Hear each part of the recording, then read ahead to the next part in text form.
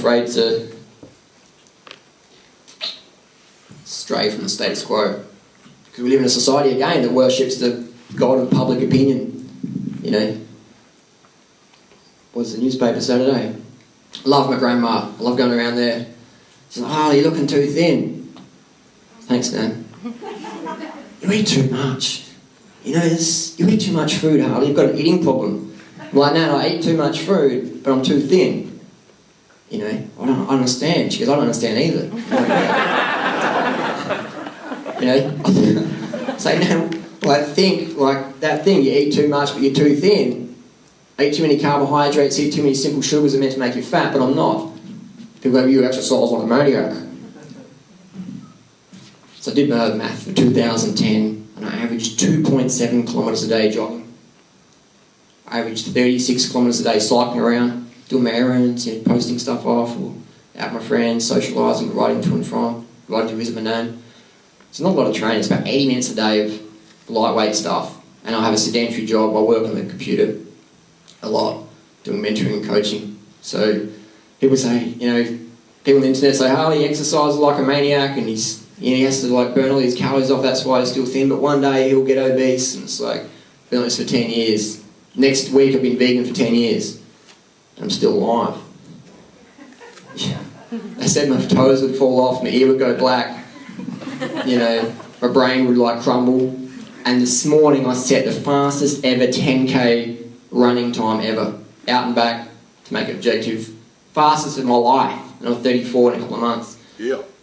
So if vegan was bad, I should be going downhill, like my friends are, who aren't vegan or whatever, you know? But I'm setting PBs in cycling and running. You know, I'm a man. In the checkout, everyone, I'm a man. Got a chunky size. Fully loaded, mate. But it's 98% fat-free. I'll put a thumb over that at the checkout and I'll scan it myself. Like, yeah, I mean high-fat diet. Good source of protein, made with chunks of 10 to 100% Aussie beef. More than one serving of vegetables in every bowl, and no added MSG. So we look at the ingredients on here, very similar to another product on our supermarket shelves. Pedigree dog food, made with fresh meat, traditional loaf. It's these guys have new wrappers all the time. What I find interesting is they never have a use-by date either. On the bottom, no. And I've actually, before I lifted off the wrapper and it's no use-by date, I rang up with all these can companies and said, "You know, what's the use-by date?" Like, "We can assure you, sir, that our products are the highest quality." Thanks, but that wasn't my question. My question was, what's the use-by date and where is it? They're like, "If you give us a barcode, we'll get back to you." That was like 4 years ago. So we got this chunky loaded. Ingredients: meat, vegetables, vegetable fibre, potato fibre, salt, flavours, veggie oil. Now I'm trying to work out what's the difference between chunky, fully loaded Outback steak and bacon, man size, and pedigree traditional loaf dog food. And if you pull the wrapper off, how are you going to tell? One's cheaper than the other. So when people say, "Harley," I was at dinner a few weeks ago, my mate, he always likes to make all the latest vegan jokes. I'm sitting there having a vegan shirt on, "Go vegan, increase the peace." And he's sitting there going, "Go vegan, increase the peace, eh? Harley, do you know what vegan means in Latin?" I'm like, "No, tell me, Rog." You know, vegan in Latin means dinner runa. That's a good one, Rog. And he goes, "And Ethiopian language, they've got a word for vegan, what it means." I said, "All right, guys, tell me what Ethiopian version of vegan means." He goes, "Ethiopian, the word vegan means bad hunter." I'm like, "Cool, Rog." I said, "How about I'll eat my rabbit food and you eat your vulture food and it's all good." You know, so me and Rog have got this ongoing thing.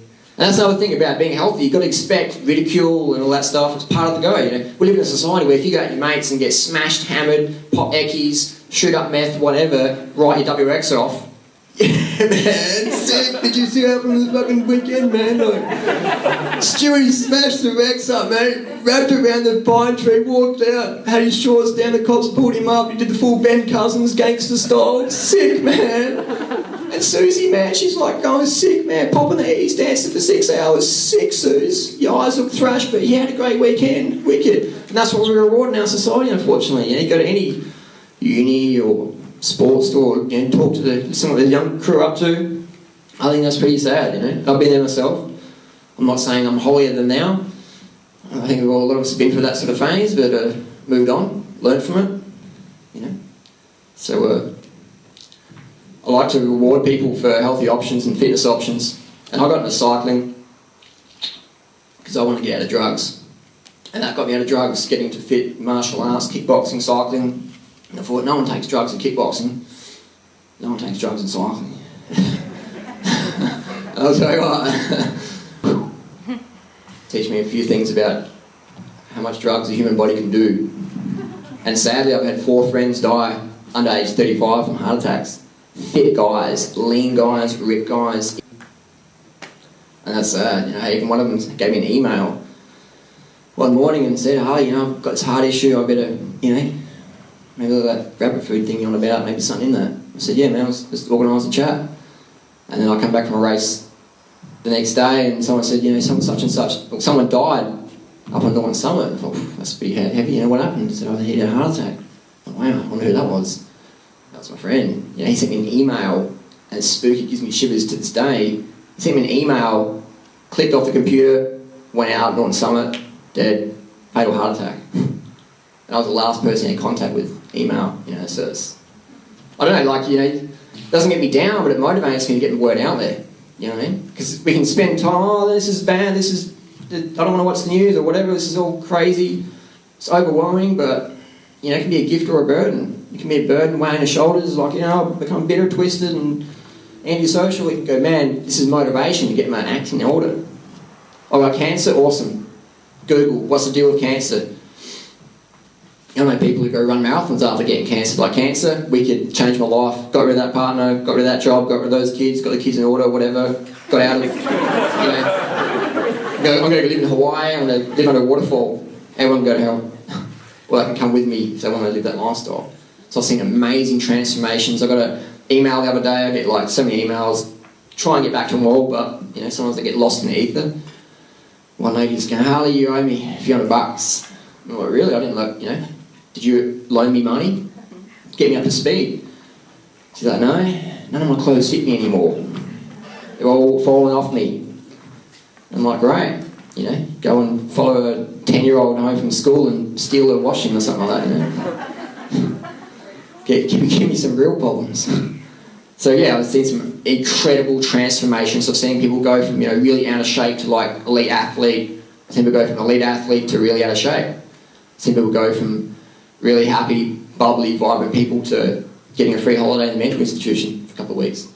I've seen people try and do raw foods and just go nuts, literally. Again, ending up in the mental institutions. I've seen people with the model bodies end up less than model body, trying to do raw foods and going, Harley, what's going on? I've never had a weight issue in my life. Excess weight, and now I do. I'm eating healthy than you want to know. I'm like, yes, but you're eating the wrong way of health. You're eating the financial, the system sort of way of health, what makes money, you know, what makes money. Because yeah, there's a lot of confused people out there, a lot of desperate people out there, and a lot of predators going, yeah, I know that, I can see that, you know, and this is the best product. I don't have any products in the back wall today. I promote fruits and vegetables. That's the best products. That's what you need. Fruits and veg. Don't panic. It's organic. You know, people go, do you need to eat organic? And it's like, it tastes better. It's better for your environment, better for your body. Why not get it? It costs too much money, Harley. Well, you know, I've got a friend who's like a $15,000 push bike. He's got $5,000 wheels. You know, he's a music teacher. He's like, oh, organic stuff, man, it is expensive. You know? How do you afford it? I'm like, dude, I don't ride a 15 grand bike. You know? He's like, I guess. I'm like, I don't live in the suburb you live in, man. You know what I mean?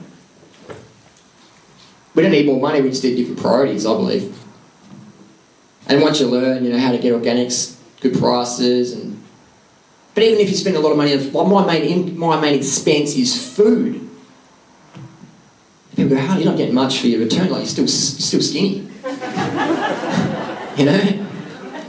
I don't like hanging out near goats because they mistake my arms and legs for twigs. And so this goat next door to me on this farm is always giving me hassles. But anyway, so people will say, you know, it's expensive. There's no better investment than your health. Nothing provides better returns. You know what I mean?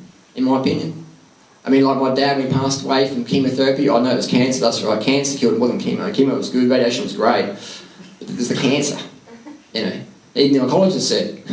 So the oncologist, what's this radiation treatment going to do for my dad's immune system? She's like, it's going to destroy it. You know? This is the facial expression she's saying. Not lovely lady, just didn't want to know. And I said, if you did the chemo radiation, what would happen to you? You're pretty sort of healthy and young, looking alright. She goes, it would wipe me out, my hair would fall out, my immune system would be trashed, I couldn't train, I'd be dead. And like, so why would we give it to my dad? Why has my dad got cancer? She's like, his immune system's thrashed. I'm like, so we're going to thrash his immune system more. That's like you're walking down the street and you see a grand trip over a cable or something like that, and you're like, oh, she's fallen over, let's kick her up, let's kick her back to her feet. You know what I mean? It's like you got cancer, your immune system's so weak, your cancer's just taken over your body, let's get your immune system down even more. You know what I mean? I say if you've got cancer, if you've got any health issue, get your immune system up, get it strong. But it makes a lot of sense, it doesn't make a lot of dollars, you know. I rode with Lance Armstrong this year, just a little training ride, and got to talk with Lance. I said, Lance, you know, you got your Livestrong Foundation. Good stuff, man. You're reaching the world, man. You've touched a lot of people. You've inspired me. Be good to see Livestrong promoting health. Lance's answer,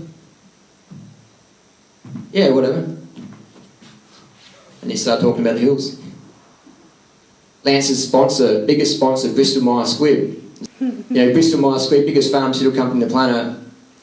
And Lance says, drugs, man, there's no drug problem in cycling.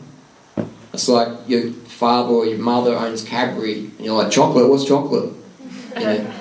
Sorry, I don't mean to be nasty to people or slag on people when it comes across that way, but I just like to show people what's going on, you know, what's behind the curtain. Because when you know what's behind the curtain, you can either pretend you didn't see it, which is eats away your heart, or you can say, that's what's going on, you know.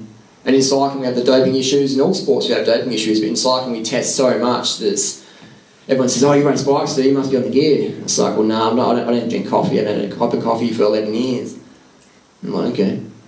And so all cyclists are on drugs then? It's like, well, yeah, it's like eating breakfast.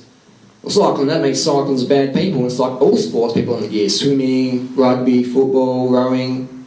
If there's money and fame up for grabs, human nature's going to take shortcuts to get that money and fame, because in society we reward achievement versus commitment and effort. You know, like on that run this morning, you know, fastest time ever, 36 minutes, 7 seconds for 10k out and back course. My inspiration was the people I was zooming past who were extra 40, 50, 80 kilos heavier than me. They were my inspiration, you know.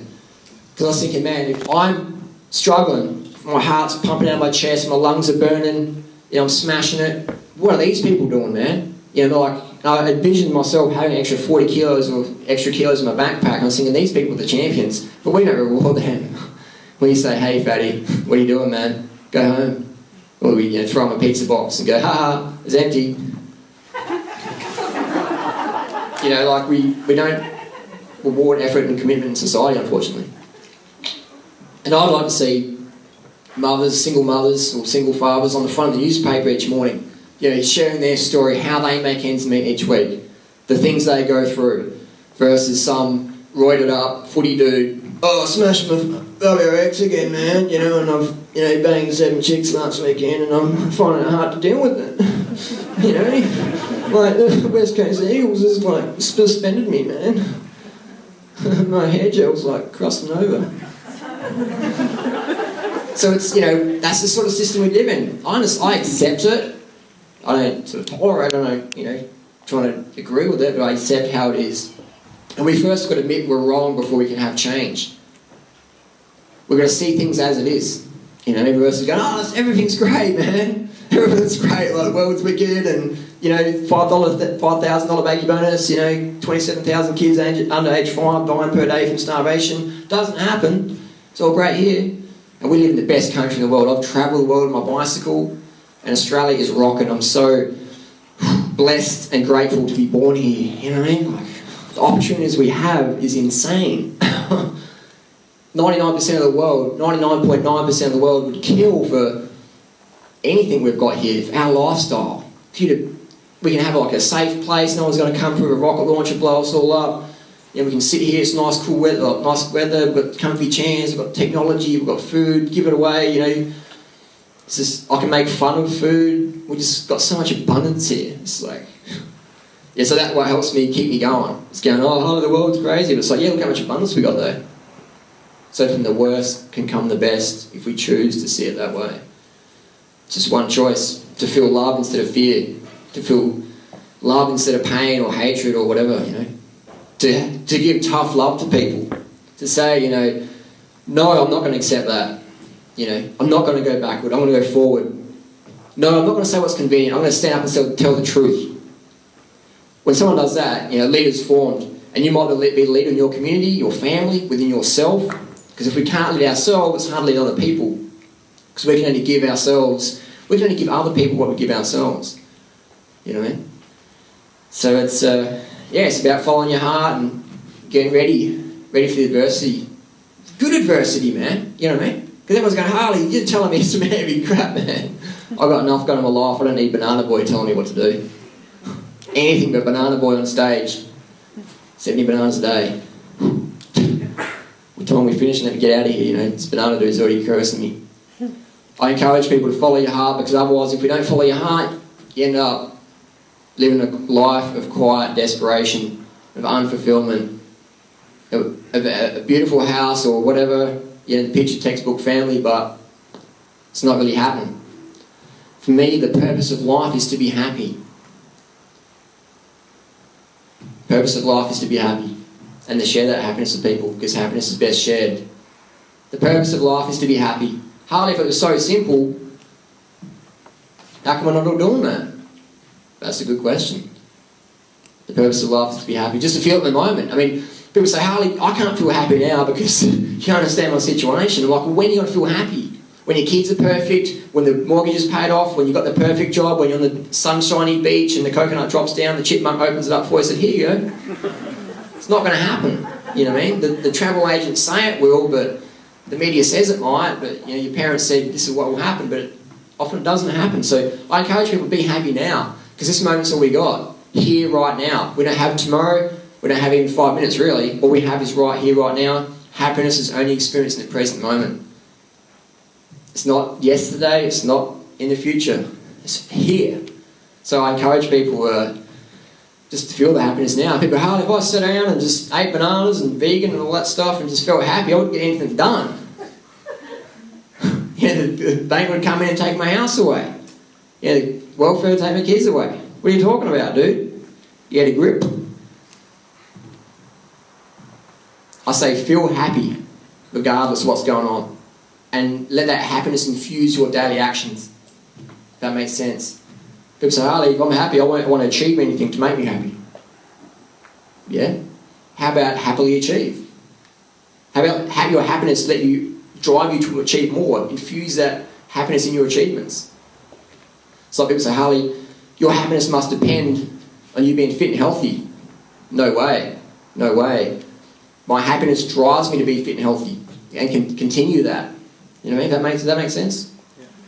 My happiness drives me to be fit and healthy. My happiness doesn't depend on being fit and healthy. Sure, it's easy to be happy when you're fit and healthy. Definitely. You've got a greater participation in your daily reality because you don't have Crohn's disease anymore going, oh my God, you're not double bent over on the toilet floor with, issues. It's easy to have more participation in your daily reality then. So my happiness drives me to do what I do. But I just choose to feel happiness in the moment. Because people, I can walk up down Collins Street, I was in there today, ride my bike around, just watching people. And you see people's reactions, like just how people interact with each other. And I think if you give someone $100, you stand there on Collins Street, Burke Street, wherever, giving people $100. Some people go, oh dude, cheers man, high five. And some people go, don't go near him. That's So you're going to have the same situation, the same body language, the same tonality, the same expression in your face. $100, $100, $100. And you're probably going to get 20 different variety of situations, yeah? Some people go, oh, that's wicked, man, $100, So we're going to, mate, go down here, he's getting $100, sick.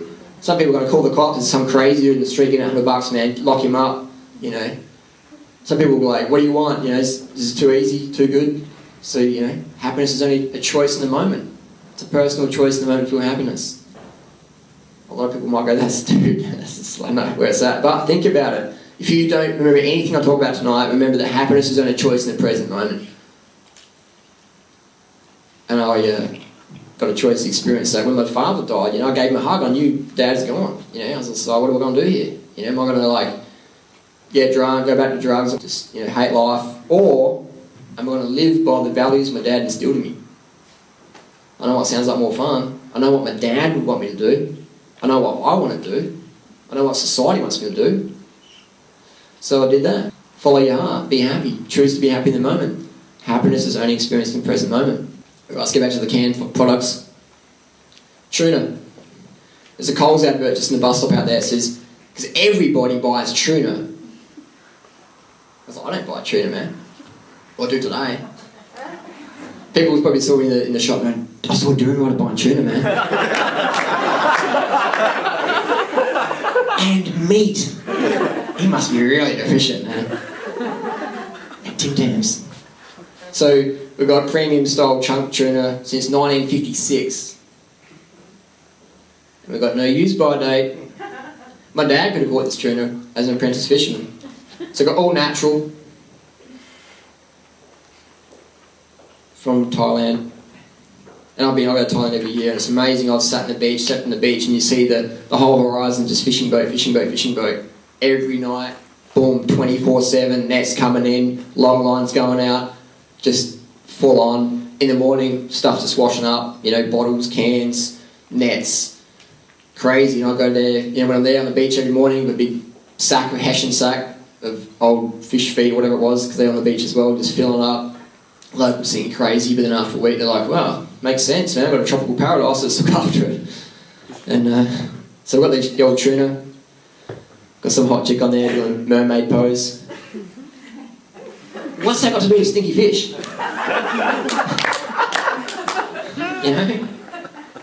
All natural. Jesus. My booger's all natural. Imagine working as a waiter or waitress in the restaurant, and here you go, sir, all natural. What'd you do, mate? It's all natural. It's all natural, mate. Organic, don't panic. So we've got ingredients: tuna, sunflower seed oil, extra virgin oil. What does extra virgin oil mean? We'll get to that later. Salt.